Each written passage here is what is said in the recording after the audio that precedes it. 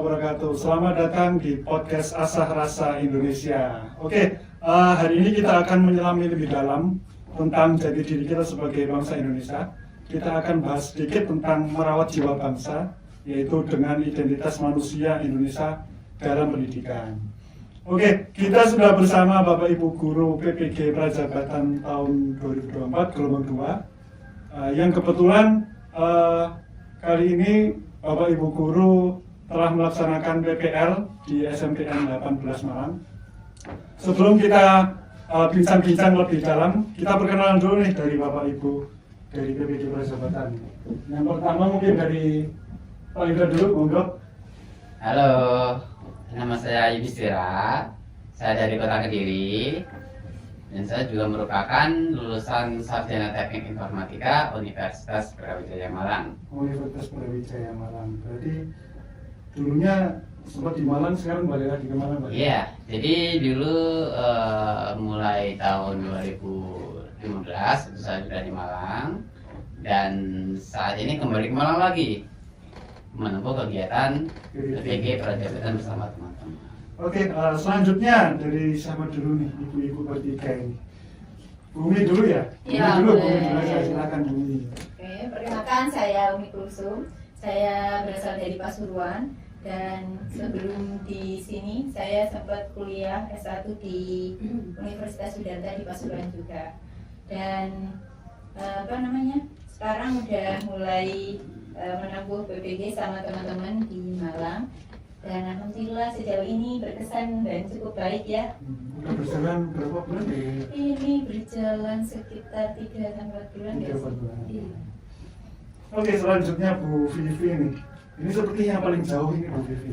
Baik, terima kasih Pak. Sebelumnya, perkenalkan nama saya Fitriyanti, biasa dipanggil Bu Vivi gitu. Saya berasal dari Padang, Sumatera Barat. Asal kuliah saya juga Universitas Negeri Padang. Saya lulusan S1 Teknologi Pendidikan. Teknologi pendidikan. Yang terakhir? Iya. Yang terakhir Bu Fitri. Ini Bu Vivi sama Bu Fitri ini. Sama-sama V-nya ini. Iya, sama-sama namanya Fitri ya. Iya. Oke, perkenalkan nama saya Fitri Yanisi, Bapak Ibu semua di sini, teman-teman. Boleh panggil saya Fitri. Saya itu dari Python Probolinggo, terus alumni dari Universitas Nurul Jadid, jurusan Teknik Informatika murni. Oh, Gitu, ada yang bertanya apa lagi, Baik, Bapak? terima kasih Bapak Ibu semuanya. Oke, selanjutnya sebelum kita masuk ke pembahasan kita yang sangat menarik ini, insya Allah sangat menarik. Ini kebetulan saya belum perkenalan.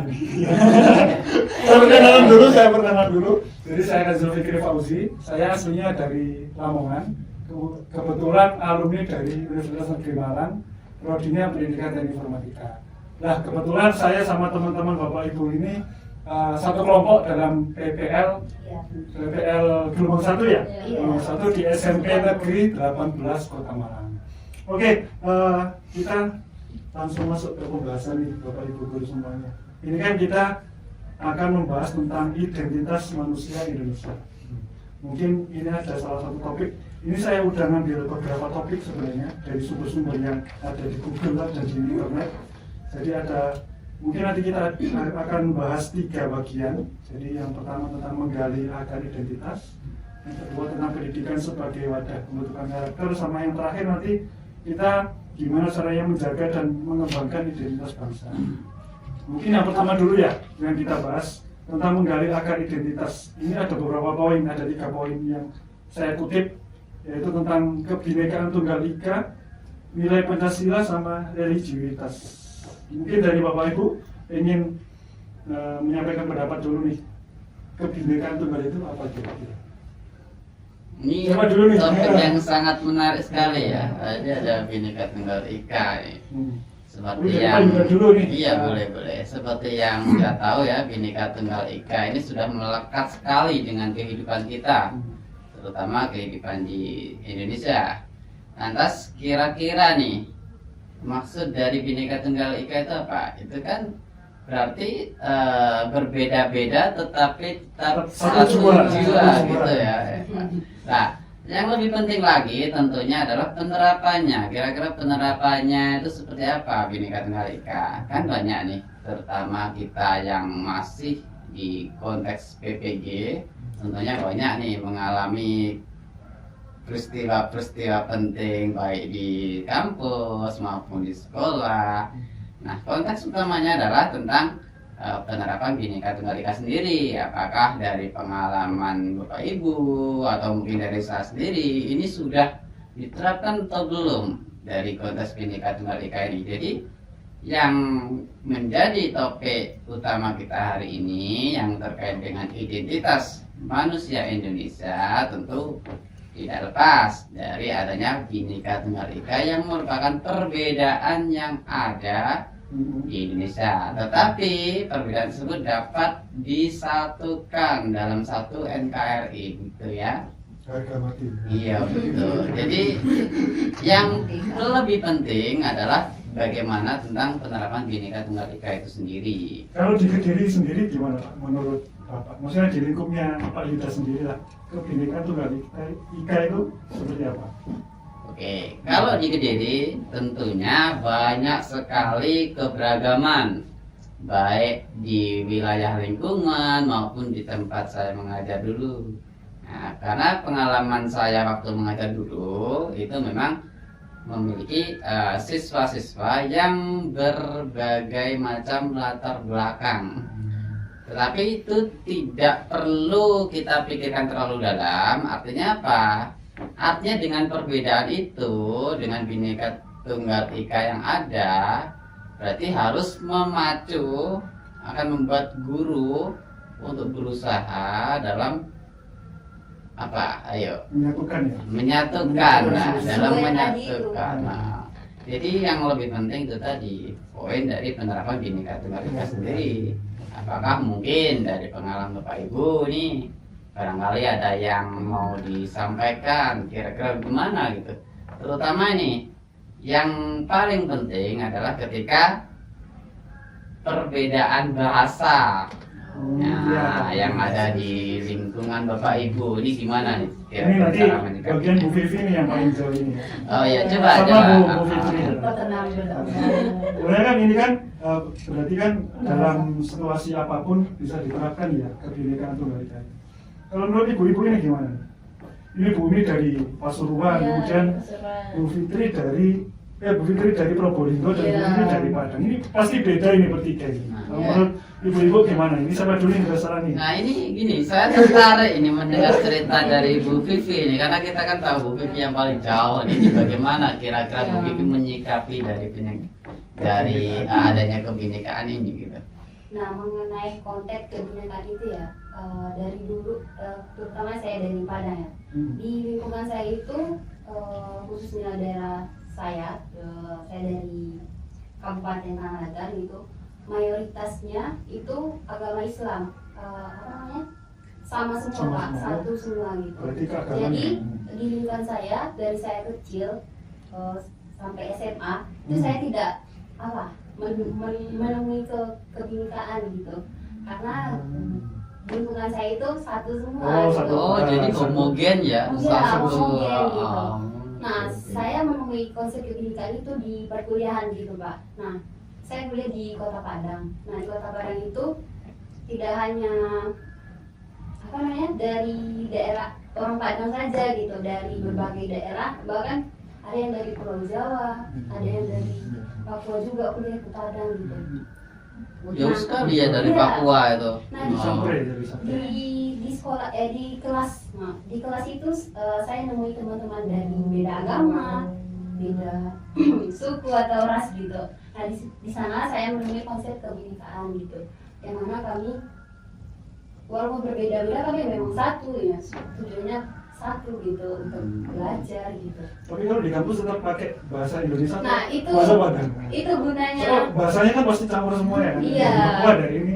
Nah kan karena kita di Indonesia ini menjunjung tinggi semboyan Bhinneka Tunggal Ika kan, jadi kami di kampus itu pakai bahasa Indonesia. Tapi kalau ngomong sama Sama Iya, daerahnya sesama. masing-masing ya. Iya. anak Di luar iya kan pakai gitu. bahasa sendiri. Pokoknya menariknya di perkuliahan gitu, Perkuliahan. konsep kebinekaan gitu. Kalau dari Bumi gimana?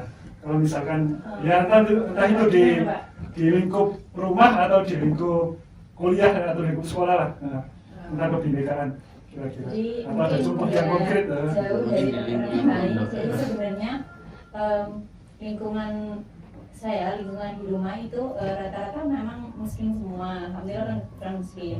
Dan saya baru menemui teman yang non dan berbeda ras atau mungkin perbedaan dalam beberapa hal termasuk dalam agama dan juga suku itu di tingkat SLTA di SMK waktu itu.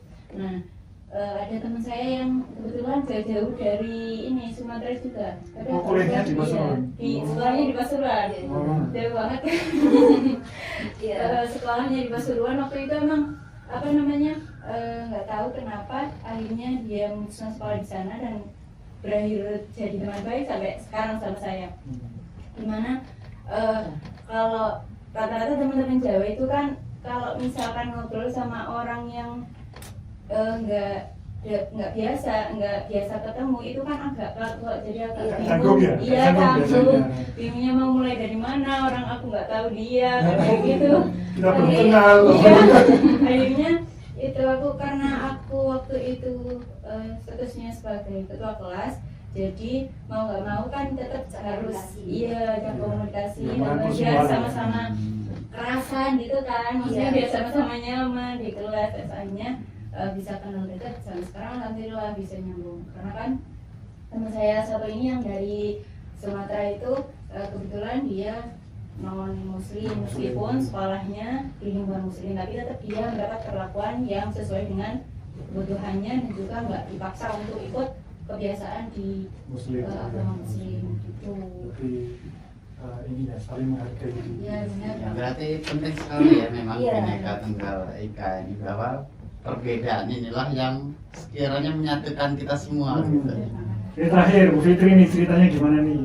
Apakah ada cerita yang menarik dan yang paling diingat nih sampai sekarang? Ya, mungkin Bu waktu Fitri. pengalamannya waktu Di di Probolinggo. Oh, ah. di Madura ya? Ini kebetulan Bu Iya. Fitri dulu ini ya di pondok ya. Ya seperti pondok.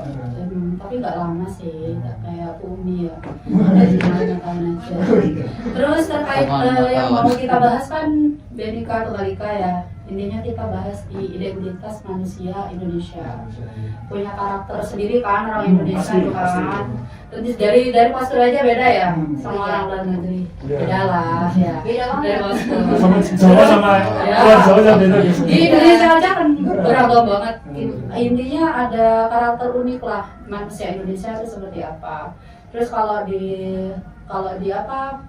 Kalau aplikasinya atau implementasinya itu kan ya apa karakter atau identitas keunikan manusia Indonesia sendiri itu kan kalau di Indonesia lebih toleransi, Iya. Iya. menjunjung tinggi banget gotong royong. Betul. Terus apa lagi ya?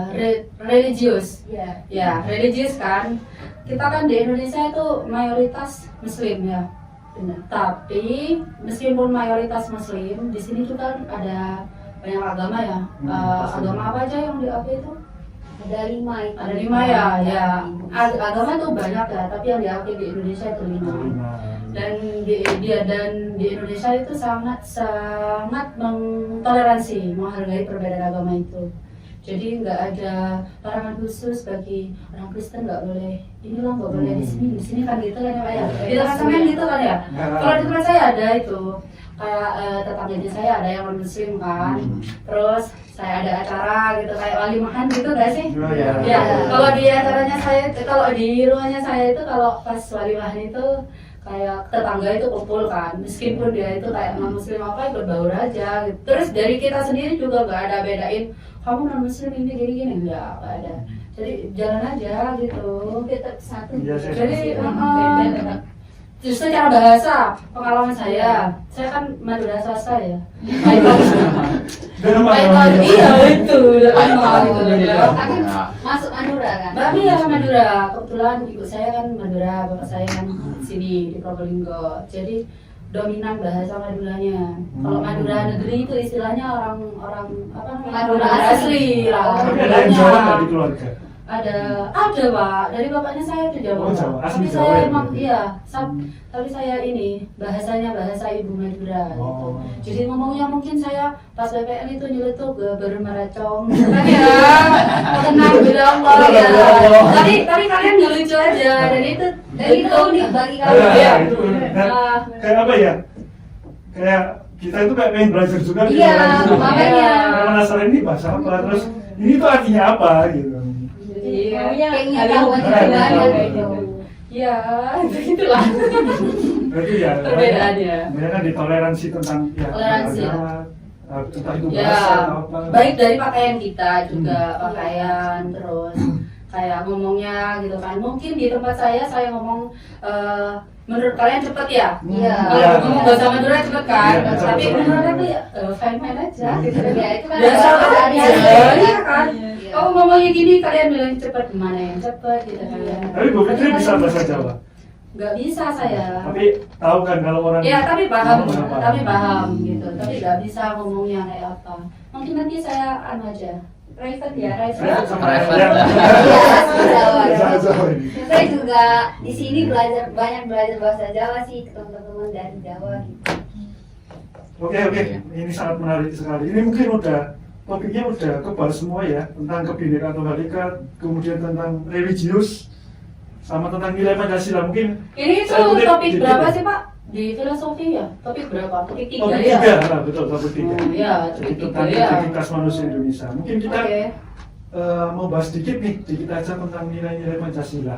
Kalau menurut Bapak Ibu, ketika dengar satu kata Pancasila, kira-kira apa yang terfikirkan di Bapak Ibu? Mungkin aku dulu kali ya. Nggak boleh. Iya. silakan. Nilai Pancasila wis. Jadi ketika baru dengar kata Pancasila itu rasanya udah terpatri kayak intinya yang berbeda harus jadi satu, yang tidak sama harus menerima ketika tidak di apa ya, kayak tidak di prioritas atau apa, bukan yang kayak gitu. Jadi tetap saling menghargai dan nggak yang terlalu dominan gitu, sama-sama saling menjunjung tinggi dan tidak ada rasa saling tinggi hati. Jadi tetap kayak apa ya, nggak ini sih, nggak yang terlalu merasa apa seperti aku nih yang paling utama, kamunya nggak usah kayak kasih larang-larangan atau apa kayak gitu. Jadi Iya. tetap Ya. ini ya, apa namanya, kalau Ada sosial dengar itu. kata Pancasila lebih ke ini di sila kedua kayaknya apa ya? Persatuan Persatuan. Indonesia. Ini Dia sampai saya lupa atas Pancasila. saya atas ini nanti satu-satu ya. Iya, agak lupa ya. Enggak sih, nggak lupa, cuma agak terlalu banyak pikiran jadi agak lupa sila kedua apa lagi. Jadi memang ini kalau misalnya dengan kata Pancasila yang diutamain seperti di sila-sila semuanya yang udah pernah kita tahu, itu di sana banyak menjunjung tinggi persatuan kita semua meskipun berbeda suku, bangsa atau bahasa, Dasar. itu tetap jadi satu Indonesia. Jadi Itu nanti mungkin ya. berkaitan, mesti nyambung sama yang pertama tadi ya, kebinekaan Iya. tunggal ika. Iya, di situ kan ada yang pertama ketuhanan yang Maha Esa.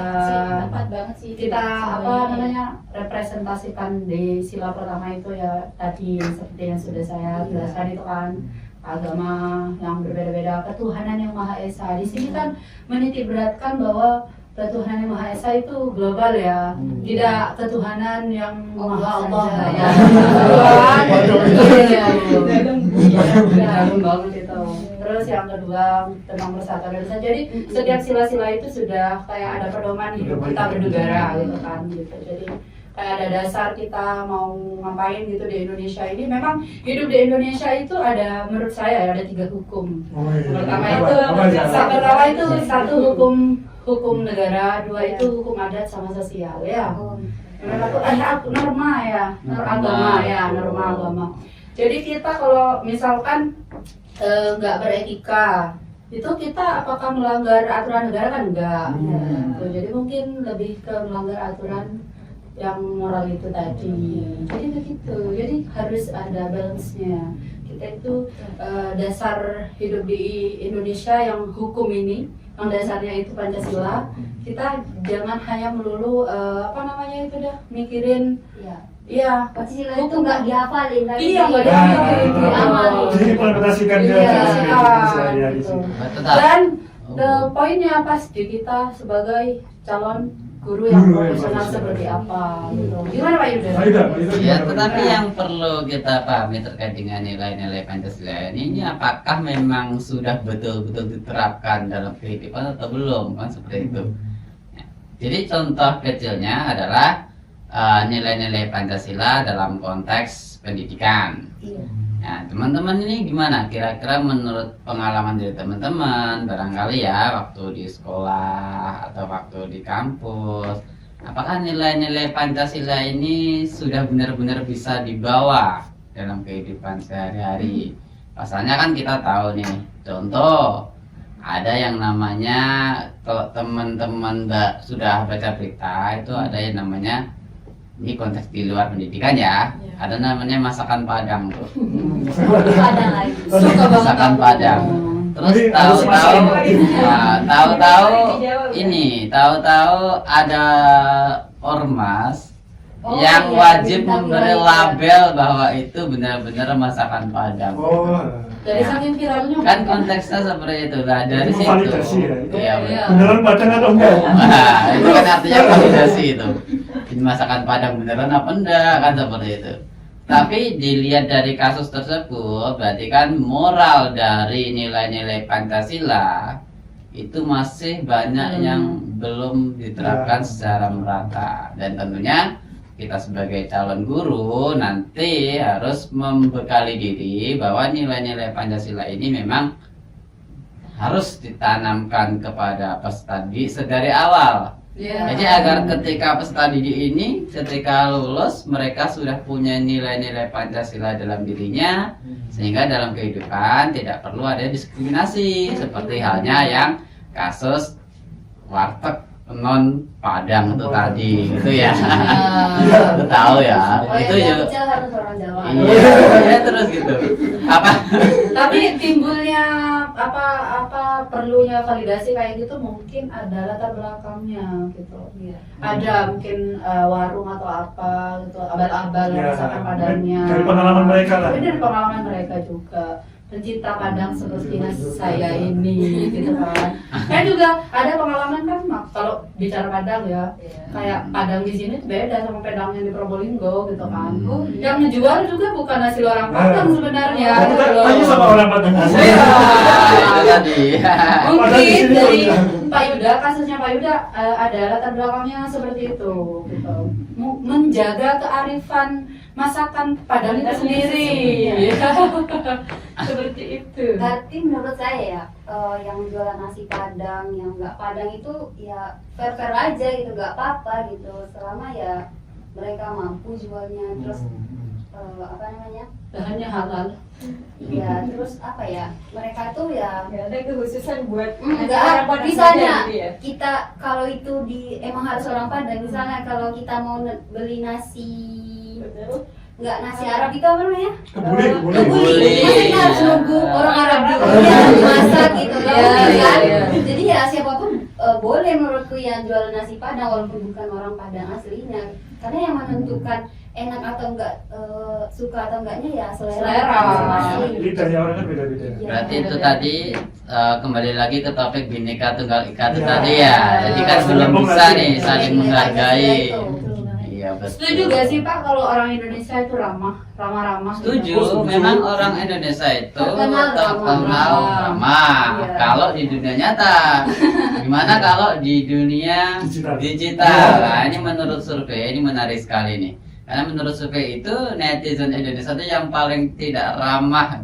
Iya. Jadi bukan tangannya yang tidak. Iya, indikatornya Gimana? apa Pak? Indikatornya apa? Teman-teman bisa lihat seperti kasus pada permainan sepak bola Iya, yang wasit kemarin. 9 plus 3. Ya, tahu ya. Ya, itu pas Oh, timnas 90 plus 6 tuh. 90 plus 6 sama dengan 99. Ya, Iya. tahu ya teman-teman. Iya. Bahkan dijadiin meme apa-apa lucu-lucu wasitnya itu. Ya, ya itulah yang kita lihat bahwa karakter dari penerus bangsa itu seperti itu. Jadi memang nilai-nilai Pancasila ini memang perlu diterapkan sedari dini agar nanti penilaian dari luar terhadap identitas manusia Indonesia itu tidak seperti yang ada saat ini gitu.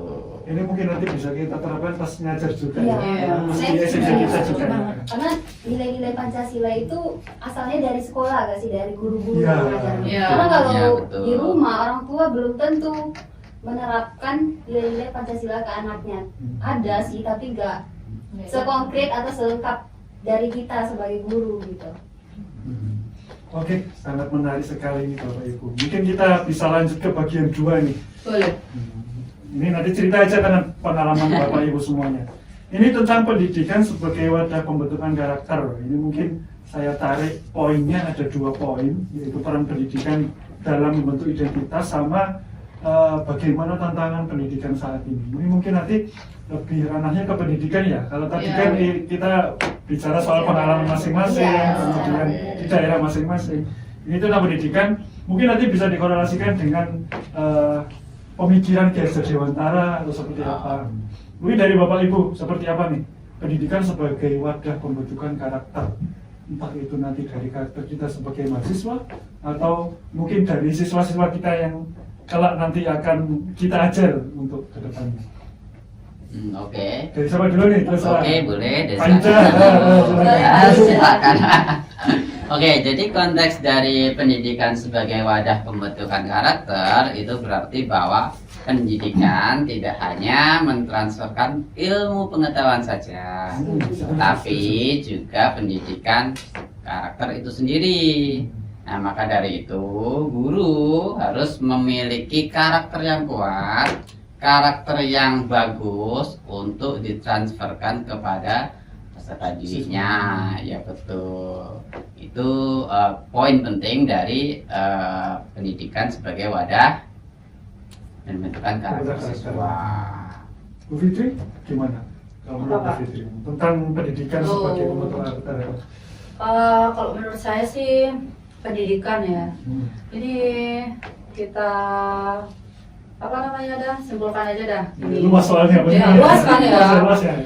Dengan pendidikan itu, dengan pendidikan yang menitik beratkan pada karakter itu, kita berupaya untuk membentuk pemikiran atau peserta didik yang apa namanya sudah mempunyai identitas manusia Indonesia itu sendiri. Itu apa tadi, lebih ke toleran, lebih ke gotong royong, saling pengertian, dan ini lebih menerapkan nilai-nilai Pancasila itu dalam peserta didik. Sebelum kita bisa mengajari peserta didik atau memberikan transfer of knowledge ya, kita juga transfer of video tadi, karakter. Kita juga harus perbaiki diri kita sendiri dulu. Cara kita berkarakter tuh mungkin dari bapak sama ibu versinya beda-beda ya. Kalau saya sendiri kan karakter yang mau saya tularkan kan beda ya. Ini versi saya. Karakter yang menjunjung tinggi nilai-nilai moral. Jadi saya tuh lebih mengedepankan akhlak lah gitu daripada ilmu. Bagi saya akhlak itu tinggi nilainya daripada dibanding ilmu. Percuma orang berilmu tapi tidak berakhlak gitu. Tapi orang berakhlak tidak berilmu itu kayak orang gini kan. Iya. Gitu ya. Jadi Berarti kan Tidak saling bisa jalan. melengkapi. iya, saling melengkapi. Jadi karakter yang seperti itu yang ingin saya transfer, yang ingin saya tularkan gitu. Lebih dulu saya tuh nggak mengakui bahwa diri saya itu sudah berkarakter baik, itu tidak. Cuma lagi berusaha. Ya, ini versi saya, mungkin dari berpakaian, menutup aurat gitu kan, orang muslim ya. Kalau non muslim mau niru sih nggak apa-apa ya. Terus dari itu bisa login Pak. Terus dari tutur kata lebih ditata lagi. Kalau saya ngomong kayak gini didengar peserta didik saya enak nggak gitu. Terus bisa, intinya kita itu berusaha untuk menjadi pribadi yang lebih baik, untuk mentransfer karakter yang baik juga gitu. Menurut saya sih gitu Pak. Jadi guru itu adalah role model gitu ya. Ya, jadi guru role model. Jadi ada istilah namanya Ingarso Sumtulodo, Betul. Ing Wadia Mangun Karso, Iya. Coba bisa dikupas nggak Pak itu? Baca nanti. Padahal Tapi ini- nanti akan ada sesi sendiri. Oke. Episode selanjutnya nanti ya. Boleh. Kalau Bumi sama Bu Vivi ada cerita menarik nggak, atau menurut Bumi sama Bu Vivi ada? Nah, menurutku ya pembentukan karakter itu ya karena sesuai dengan yang apa yang disampaikan Bu Vivi tadi, kita dulu harus jadi contoh Iya. bagi siswa gitu. Salah satu refleksi dari mata kuliah filosofi pendidikan itu kemarin itu tentang sosok guru ideal masa depan. Saya bercita-cita jadi sosok guru yang memiliki empati gitu. Empati dari segi apa gitu. Nah, pernah salah satu dosen PPG dari jurusan dari mata kuliah etika gitu. Ini inisialnya apa nih? Bu Siti ya? Bu Siti. Bu Siti. Nah, ini nanti barangkali Bu Siti lihat ya. Iya. Assalamualaikum. Maaf di situ ya. BPM kita kan? Iya. Dosen. Waktu kunjungan Bu Siti itu saya menangkap satu poin gitu. Bu Siti bilang gini, kita nggak cuma harus jadi guru bagi siswa. Kalau kita cuma jadi guru saja, mentransfer ilmu saja, ya kita cuma dianggap guru saja bagi siswa ya, sebatas ya ketemu ngajak Iya, ngajar cuma ngajar gitu. aja. Tapi kita juga harus berteman dekat gitu, akrab gitu, seperti ikut join atau jadi teman lah gitu, nimbrung misalnya siswa lagi ngumpul-ngumpul terus kita sapa gitu, nanyain kegiatannya apa Ya. gitu. Tapi harus ada batasnya juga kan? Iya gitu. Nah di situ kita tahu gitu, memiliki empati kepada siswa-siswa dari cerita-cerita kepada siswa gitu, atau sharing-sharing gitu sesama siswa gitu. Ya, Iya, kalau- betul. mungkin kalau karakteristik peserta didik yang di Malang bisa ya, ya Hmm. dilakukan apa namanya persuasif lah, pendekatan Persuasif, kayak ya. gitu. Ya. Jadi Kalau bukan di hanya di tempat kelas saya aja. itu, kalau saya posisinya kayak akrab gitu kan, kayak ngebesti lah gitu. Ngebesti. Gimana? Itu istilah bahasa Maduranya tuh ngelama itu. Oh, lama. Lama. Oh, kalau lama itu di bahasa Jawa itu apa ya? Nggak sopan. Nggak sopan ya? Nggak sopan. Nggak sopan. Kayak manggil, kan ada tuh kasus gak manggil Bu sama Pak kan, Pak Guru kan, manggil namanya Oh, langsung kan. manggil nama. Iya. Itu aja, Bu, ya? Iya, ada itu kejadian. Dan itu dikaji di salah satu sekolah itu ya dari usia rentan usia, kan ada guru muda. Oh, Mungkin yang lebih disegani kan yang guru senior gitu. Iya. Jadi kayak gitu sih. Oh, Kalau di Ya tempatku. tetap kalau Harus ada batasannya iya, juga. harus ada batasan dan Heeh. enggak apa namanya? Kayak physical touch juga, Ya. physical Ya. touch ya. Aku nyebutnya benar ya, physical touch ya. Batas ya. Oke. Ya kita juga harus tahu batasan mana yang Iya. harus dibatasi atau dijaga. Ya nggak harus seakrab mungkin. Iya, apalagi bapak-bapak ya. Ya, memang kata Bu Siti kemarin itu Kita ya. bahas. Kata Bu Siti kemarin Iya. kalau kita supaya kita cepat dikenal oleh siswa gitu, nah kita harus akrab dulu sama Harus siswa. akrab Biar dulu. mereka tuh tahu kita. Trust ya, trust. Iya, Bangun trust. ayo membangun trust Tahu itu. terus ya. Iya. Trustnya itu yang penting sih coba. Ya karena first impression orang-orang itu kan beda-beda gitu kan. Kalau di kelas kan kok ngajar gitu kan. Iya. Kalau di luar kan kita beda lagi. Ya pasti persepsinya anak-anak itu beda ya. Kalau di Oh, kelas iya. sama di luar kelas itu Iya, pasti. ternyata lebih ibu ini asik relax juga ya gitu. di luar gitu kan. Jadi Bumi ada gimana? relasi. Kalau dari saya sempat keingat ini pribadi apa ya, yang pemikiran dari Gajah Dewantara yang guru adalah mendorong dari belakang. Iya itu Oh, tadi. iya. Oh, iya, itu Dari Ingarso depan. Sumtulodo. Iya. Itu kan Betul, pada betul, Jawa iya. sampai gitu ya. Iya. Nah, dari itu dapat digambarkan bahwa sebenarnya guru tidak hanya membuat contoh saja di depan, tapi di belakang juga memberikan support lain seperti mungkin beberapa kali perlu umpan balik yang baik dari guru kepada siswa supaya mereka juga semangat dan makin termotivasi untuk belajar lebih giat dan juga makin berprestasi tentunya harapannya ya. Mungkin itu aja sih Setuju. seingat saya. Berarti lebih ke karakternya ya. Iya. Jadi pendidikan itu cuma Iya. wadahnya aja. Iya. Jadi yang karakternya kita ini yang membentuk. Iya, tentunya di situ kan dalam pendidikan itu, dalam sistem pendidikan itu, kita kan harus tetap menanamkan pada peserta didik siapa identitas manusia Ya. Indonesia itu sendiri gitu, dengan menggunakan teknologi terkini. Ya. Tentunya kita itu meskipun teknologi sudah maju nih, Iya. jadi kita itu yang kita harapkan nanti bisa tetap menanamkan karakter Karakternya. Indonesianya itu loh, Iya, kan biar kita gak dalam hilang. berteknologi seperti iya, apa? peserta Iya. didiknya itu bisa maju dan berinovasi tanpa meninggalkan ini Identitas. identitas luhurnya sebagai warga negara Indonesia. Iya. Begitu, Iya. menurut saya gitu. Bagus sekali. Kemudian nih, ada tantangan tersendiri nggak menurut Bapak Ibu untuk pendidikan saat ini dalam pembentukan karakter? Tantangan. Iya, boleh. Tantangan yang paling ini Mas, yang paling Tantangan ya. yang paling berat Iya. dihadapi atau apa? Masing-masing. Tantangan Ya, ini masing-masing. pasti ya selalu ada di setiap segmen pertanyaan. Jadi tantangan kita bahwa pembentukan karakter melalui pendidikan itu pasti ada, terutama untuk kasus-kasus yang sering kita dengar dari berita mungkin ya.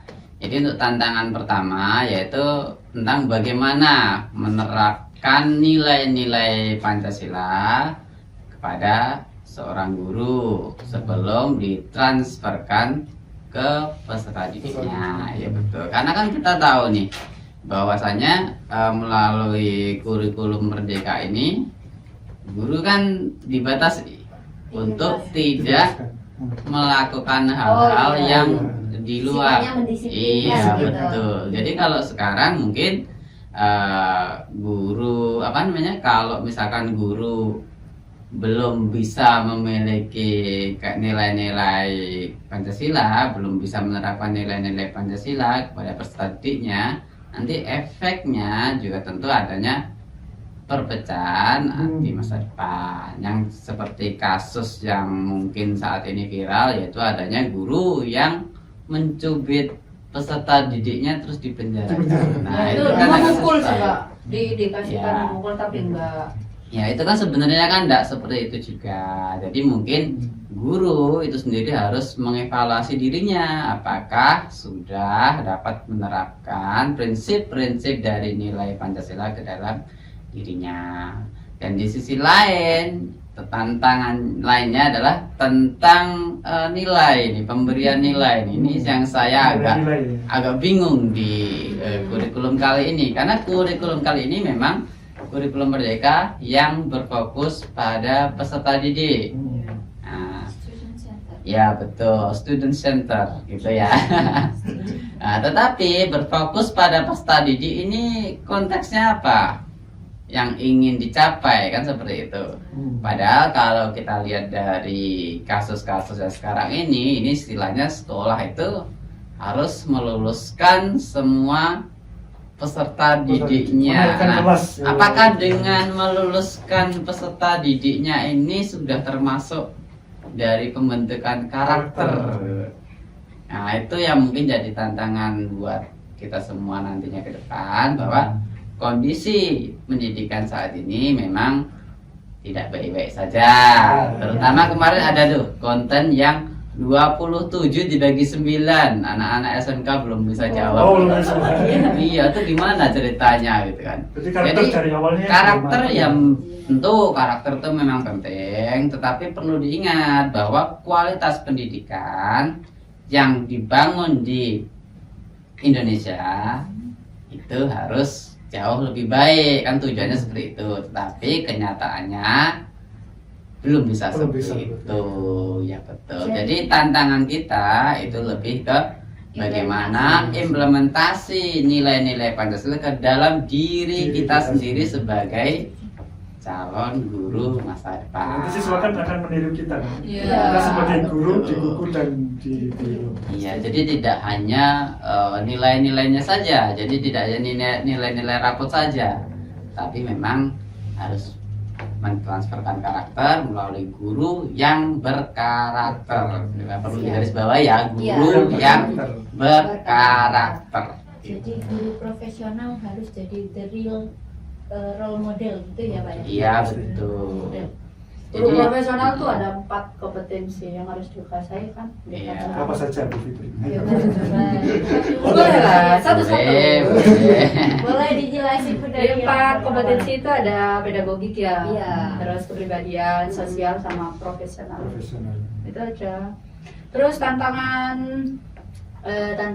di pendidikan itu kan kita nggak hanya berkungkung atau menghadapi peserta didikan atau dituntut selalu memahami peserta, bukan dituntut ya, anjuran memahami peserta didik Itu udah kita. pasti ya. Ya, interaksinya bukan kepada peserta didik aja, Ya. tapi stakeholder lainnya. Kalau kita sebut tuh biasanya lingkungan sekolah, bagaimana kita bersikap, bagaimana cara kita berkolaborasi, terus sesama teman rekan guru. Kan ada biasanya gap tuh kan antara guru senior sama guru junior kan. Kamu aku lebih senior dari kamu.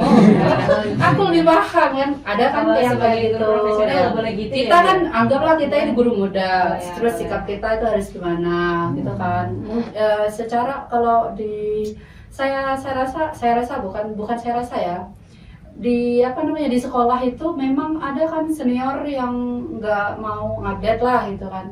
Intinya kan kita intinya kita kan kayak guru muda udah, apalagi di PPG kan kita dibekali begini, pemahaman seperti ini, harus kayak gini. Nah, mungkin bukan mungkin, pas di sekolah kan kita kadang nemuin nggak mau tahu kan yang senior gitu kan, apa sih kamu sok ngajarin aku kan gitu ya. Jadi tantangannya lebih ke situ. Terus ke wali murid juga Oh, kan. iya. Kan Yang ada itu- kamu bahas Ya, itu kan ke wali interaksi siswa ya. iya, Wali interaksi. murid dan kita Oh, sebagai Iya, guru. kita sebagai guru. Karena Nah, yang tahu katanya, di sekolah itu kan kita. Terus kalau dapat nilai jelek yang salah tadi siapa Pak? Gurunya. Gurunya. Kalau dulu itu dapat nilai jelek yang salah maknya. Ya, Sekarang dapat nilai gimana jelek. lagi, Pak? Di rumah langsung dikebut ini belajarnya. Gimana malah anaknya yang disalahin? Kalau Iya. sekarang gurunya disalahin, hal itu. Datang ke sekolah, kok anak saya nggak pinter-pinter gitu kan. Iya. Itu rata-rata ibu atau orang tua Kasus-kasus gen sekarang apa masih sih? kayak gitu ya. Gen apa sih itu ibu-ibu? Berarti emang Gen zamannya alpha. perubahannya beda ya. Iya. Perubahannya sangat besar. Sangat Jadi signifikan. yang awalnya dulu seorang orang tua itu sering Melepas saja gitu. Iya, dan lebih introspeksi diri. Kalau sekarang lebih banyak menuntut mungkin Menuntut, seperti itu iya. ya. Karena Harus memang gini, merasa harus gini ya. value-nya yang udah dikeluarin sebegitu banyak karena saya nggak bisa Oh, pinter kayak iya. itu tadi. Iya. Ya, tapi ada kan istilah atau kata didiklah anak itu Anak sesuai sesuai zamannya. zamannya. Itu gimana menurut Bapak Ibu? Ya memang betul. Kan mungkin zamannya udah Iya, kayak zamannya gitu ada. sekarang kan? Ya memang betul, kita memang sebagai calon guru dituntut untuk mendidik anak sesuai dengan zamannya. Tapi bukan berarti ketika zaman berkembang sedemikian pesat terus kita harus mengejar, kan tidak mungkin. Tapi kita tetap harus berusaha secara perlahan-lahan bahwa kita nanti berpacu pada perkembangan zaman itu sendiri. Iya. Dan itu juga tentunya akan berpengaruh nih terhadap kualitas pendidikan kita terhadap di mata dunia. Dan itu kan menjadi estafet untuk siswa kita kan. Iya. Sebagai penerus juga, sebagai kita juga niatnya untuk penerus kita juga sebagai guru atau sebagai guru profesional.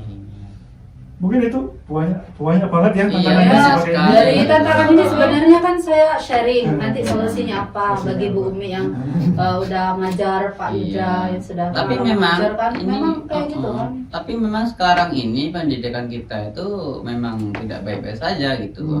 Bahkan adanya penghilangan ujian nasional itu berpengaruh pada kualitas pendidikan. Terutama Lah, nih itu yang lagi. dulu mau kuliah ke luar negeri itu kan masih muda. Iya. Kalau Iya. sekarang lebih sulit karena Nah. memang penghilangan dari ujian nasional itu nasional. sendiri. Mungkin kita maksudnya bagus ya supaya anak-anak belajar sesuai dengan potensi dalam diri mereka. Tapi ketika kita keluar ke luar negeri, misalkan ingin mendaftar kuliah atau studi lanjut, itu pasti dipertanyakan. Kredibilitas. Ya, kredibilitas kita Iya. itu bagaimana gitu loh. Kalau dulu kan kita sudah disaring nih sama ujian nasional. Iya. Kalau sekarang kan nggak bisa. Nah, Ya, itu ya, yang ya. jadi tantangan buat kita, buat guru-guru di Indonesia. Kira-kira bagaimana nih mengembalikan kualitas pendidikan kita seperti dulu Ya. tanpa harus mengubah kurikulum. Ya. Tapi di kesempatan kali ini di podcast ini mungkin akan ditonton oleh banyak orang nanti bisa lah unek-unek kita itu dikeluarkan sebagai salah satu mahasiswa ya, yang nantinya akan jadi calon guru kan. Ini kan apa namanya, sekarang ini kan ganti menteri ya, Ya, itu gimana budayanya tuh kalau ganti menteri ganti kurikulum. kurikulum. Iya. Itu yang tadi saya mau top, Iya. mau bahas Ganti kan? kurikulum dan sudah ada isu-isu untuk diadakan UN lagi Nah, gitu. itu. Itu gimana sih konsepnya kok bisa ganti menteri, Tapi- ganti kurikulum? Pendidikan di Indonesia tuh gimana? Tergantung menteri atau tergantung pemerintahannya? Berarti ini nanti kita harus cepat mengini ya. Kritis saja ya. Adaptasi. Cepat Atau adaptasi ya. iya. Harus berubah antara kurikulum yang lama sama kurikulum yang baru. Tapi ini Tapi kira-kira yang dititik beratkan itu kita loh nanti, Nah, guru. Tetapi nanti Guru kita ini ya bisa. sebagai calon guru ini kira-kira nih pendapat Bapak dan Ibu ini terkait dengan ada atau tidaknya ujian nasional ini gimana nih? Dulu Kira-kira. ya. Itu Oh. sebenarnya ranahnya Ini pemerintah agak sih. susah, Iya. memang itu semua Kebijakannya ranahnya pemerintah, pemerintah. tetapi kita sebagai calon guru juga punya Punya wewenang, pandangan. Ya, punya iya, pandangan harus untuk punya pandangan strategi bagaimana lah. pendidikan kita ke depannya gitu. Kira-kira gimana? Bu Vivi gimana? Ini menarik sekali. Masih ada UN nggak pas kamu sekolah? Aku ya generasi terakhir UN. Oh, oke, berarti semuanya mengalami ya. Oke. Iya.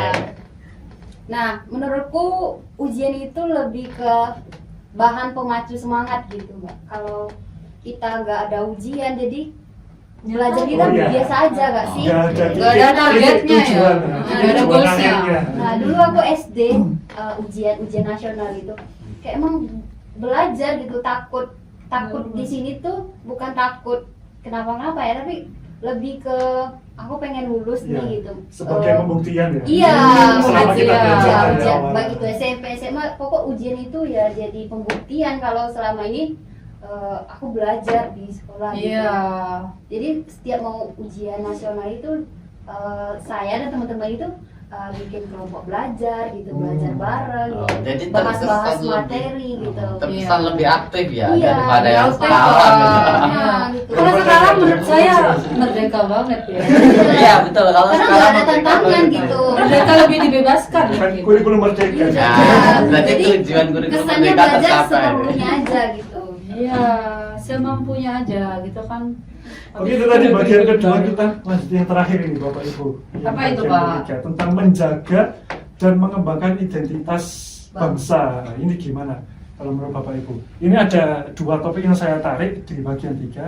Ya, yang pertama tentang pentingnya melestarikan budaya dan membangun masa depan yang lebih baik. Ya. Jadi tentang melestarikan budaya, pembentukan identitas karakter, identitas bangsa, kemudian tentang masa depan yang lebih baik. Ini menurut Bapak Ibu seperti apa? Ya. Atau jadi satu gak apa-apa ini, dua topik dijadikan satu, Ya. cerita-cerita aja nggak apa-apa. Oke. Kalau Melestarikan saya itu budaya. Madura ya. Nah, Ya, ini Madura. Madura City. Madura. budaya Maduranya gimana? Iya. Jangankan apa ya, jangan ajari orang Madura itu cinta tanah air. Wah. Sih. Karena Itu- dari bajunya aja sudah merah putih. Wah, ya. Iya. Ini nanti saya kasih gambar di sini. Sedikit. Iya, jadi orang Madura itu kan budayanya sangat toleransi sekali, ramah. Jadi kalau ada istilah pote tolang, begitu kan ya. Putih tulang. Putih tulang ya? Iya, Putih putih tulang, tulang bahasa. putih. Ini translate-nya di bawah ya. Jadi orang Indonesia, orang Madura itu seperti tubuh gitu. Oh. Kalau tangan sakit maka bagian yang lainnya Bagian ikut akan sakit. merasa sakit gitu. Jadi, kalau orang Madura itu rasa lain gitu kan. Mun elasa lain apa Pak? Apa itu? Mun elasa lain itu ya carok dah gitu. Ngerti istilah carok nggak Oh, sih? enggak ngerti. Orang Sampang, orang Madura itu bukan saya menjelek-jelekan, tapi ini kearifan ya. Apa namanya, identitas gitu loh. Kayak dia sangat menjunjung tinggi sekali apa namanya, harga diri. Iya. Menjunjung tinggi banget harga diri. Jadi dia itu rela mati demi mempertahankan harga diri. Itu gitu, karakternya orang Madura itu kental bangetnya di situ. Terus sate gitu ya. Lebih kelas Iya. Sate Madura. Sate Madura. Iya. Terus ada juga budaya orang Madura itu kerapan sapi. Oh, Ya, itu yang paling Ya. yang terkenal Ini ya. viral ya? Maksudnya yang di Indonesia yang paling viral biasanya itu. Ya. Iya, kerapan sapi itu kan Terkenal kalau dulu budayanya kerapan sapi. difungsikan untuk membajak sawah. Oh Di iya. daerahmu kamu gitu enggak? Ada juga namanya ada. pacu jawi kalau kami. Oh, Nah, beda beda lagi.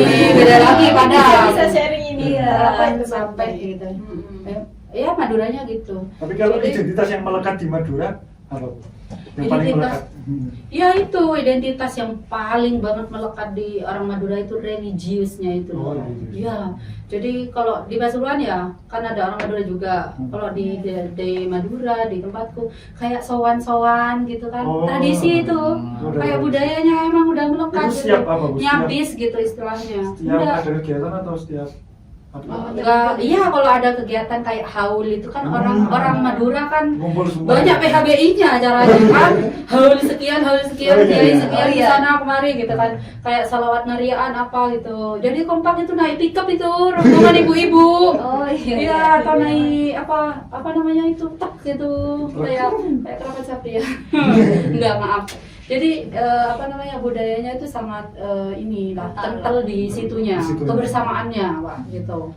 Ya kayak tadi Pak Walimahan, Ya, menolong ya. gitu kan. Itu tanpa diminta loh Pak. Kayak bangun rumah gitu, tetangga Jadi bantuin. gotong royongnya gitu. ini ya. Kalau orang kota kan bayar ya Pak ya.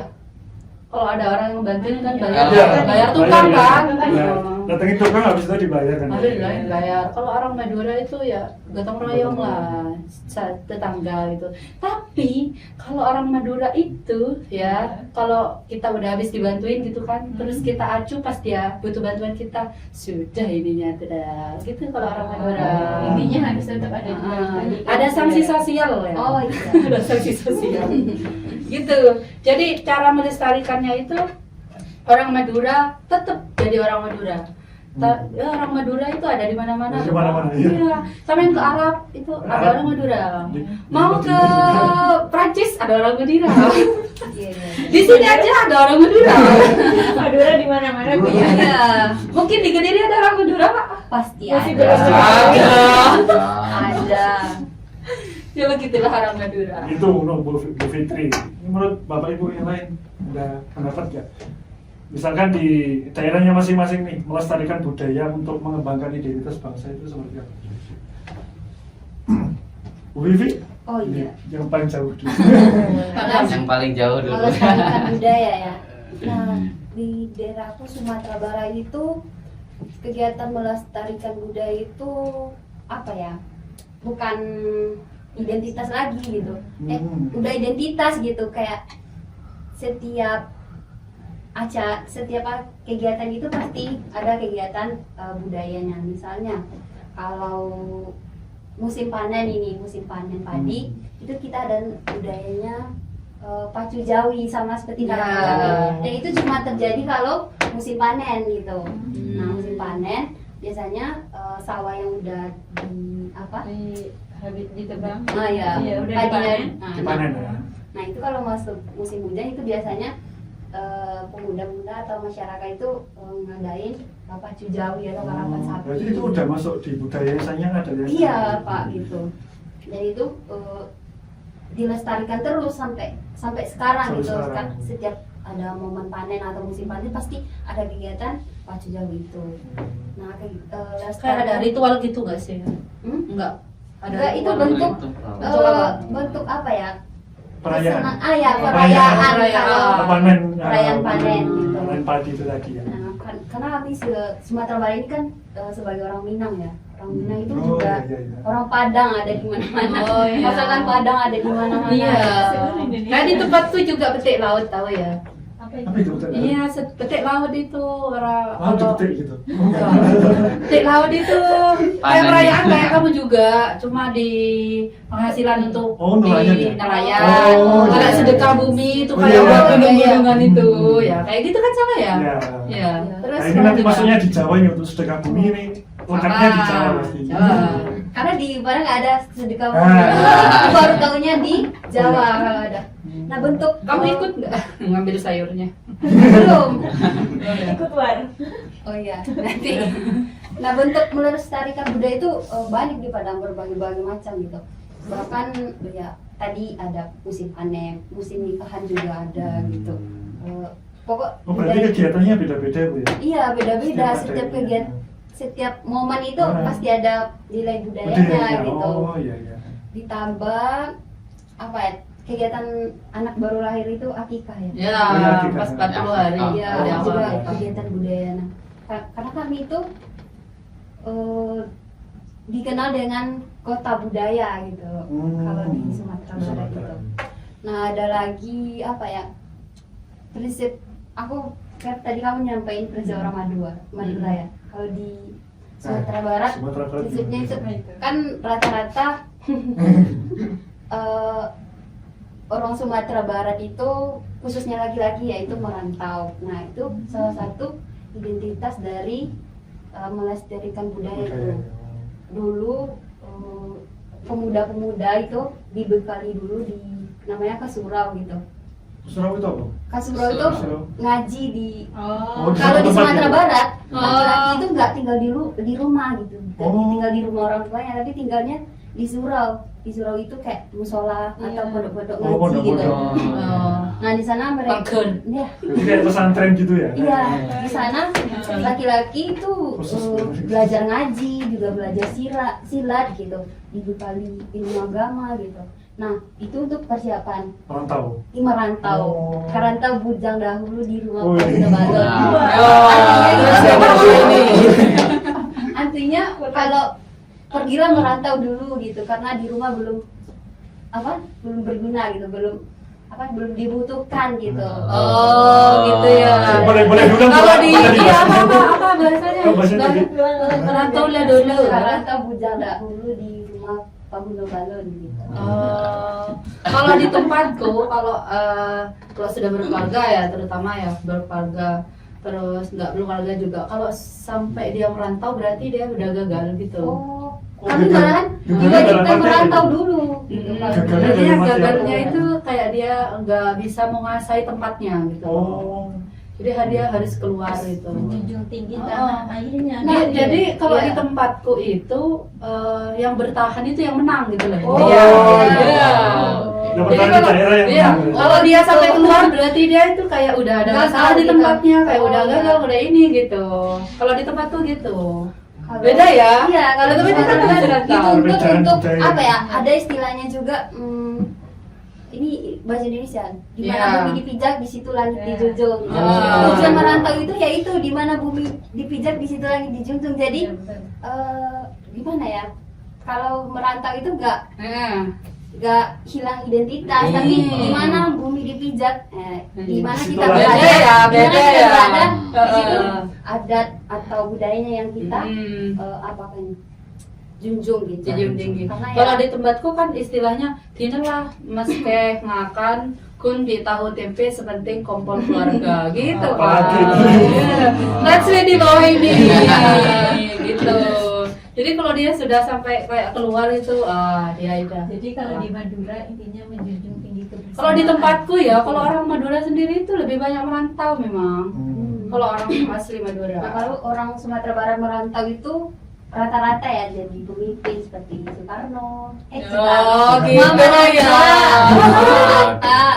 siapa lagi ya? Karena konsep itu tadi dan juga kami selalu menanamkan di diri masing-masing itu kayak alam tak abang jadi guru gitu.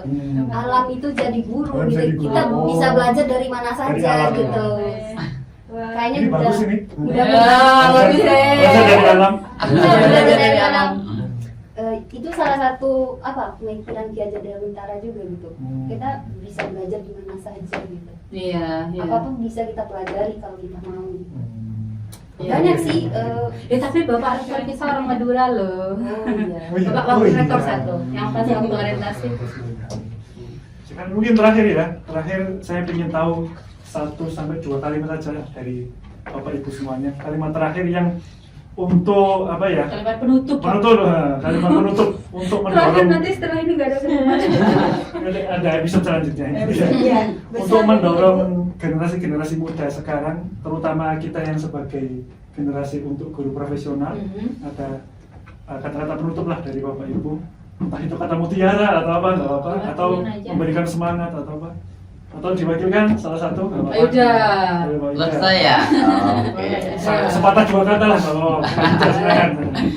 Kalau saya yang bicara nanti banyak kata nih. Ada pesan nggak Bapak? Oke.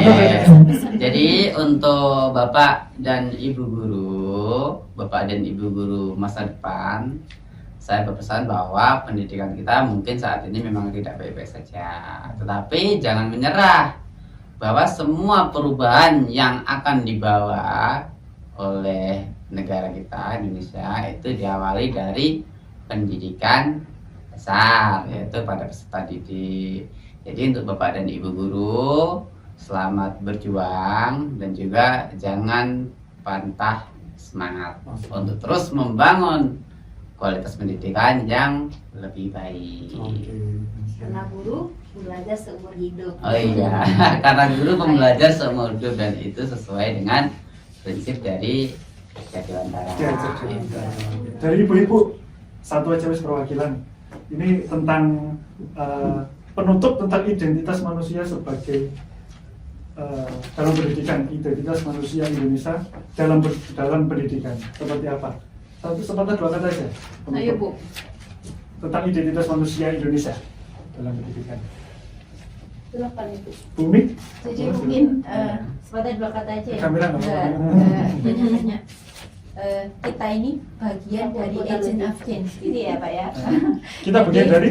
Agent of change, gitu ya. Penyebutannya benar kan? Ya, benar. Jadi kalau misalkan pendidikan baik ataupun melemah itu dari diri kita sendiri. Maka dari itu perlunya kita memperbaiki diri untuk jadi role model yang lebih bagus supaya peserta didik kita bisa meniru dengan baik. Mungkin gitu aja Pak. Oke, terima kasih banyak Bapak Ibu Terima semuanya. kasih. Terima kasih Iya, banyak atas terima kesempatan kasih. yang diberikan, kemudian atas pengalaman-pengalaman yang diberikan.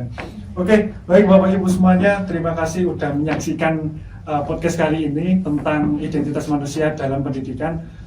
Kita nanti lanjut di episode selanjutnya. Mungkin ada episode selanjutnya kita bahas lagi yang Iya, baru. Intinya kita sebagai generasi muda memiliki tanggung jawab yang sangat besar sebagai menjaga budaya ataupun identitas, kemudian tentang etika di kehidupan bangsa dan pendidikan kita. Mungkin itu saja dari saya dan saya akhiri. Terima kasih. Wassalamualaikum warahmatullahi wabarakatuh. Waalaikumsalam warahmatullahi wabarakatuh. Dadah, dadah, Bu. Terima kasih. Terima kasih.